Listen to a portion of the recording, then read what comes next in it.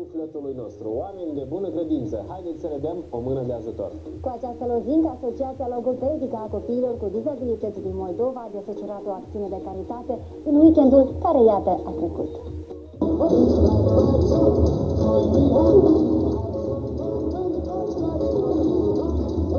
Aceste mame s-au adresat mie de a ajuta acești copii care au nevoie de sprijin, au nevoie de ajutor și ar vrea să le schimbe viitorul lor.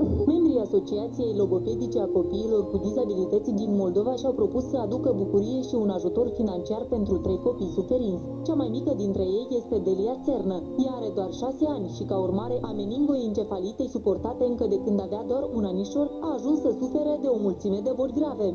În spital, când a stat, în afară de meningoencefalită, au avut multe diagnoze care, din pricina creierului, s-au avut și miocardită, polinefrită, tachicardie, mai scurt un buchet întreg, sepsis, virus.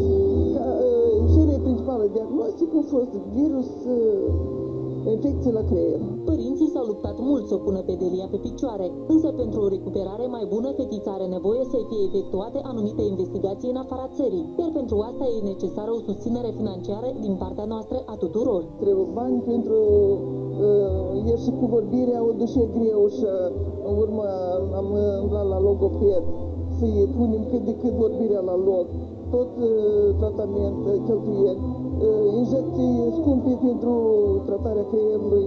Patricia Iliev este un alt copil care are nevoie de ajutorul celor din jur. Ea suferă de hipoacuzie neurosenzorială. De la vârsta de 2 ani, de când au înțeles că Patricia are probleme de auz, părinții au luptat continuu pentru recuperarea ei. Ea are nevoie de aparat performant, care costă tare mulți bani. Noi nu dispunem de acești bani.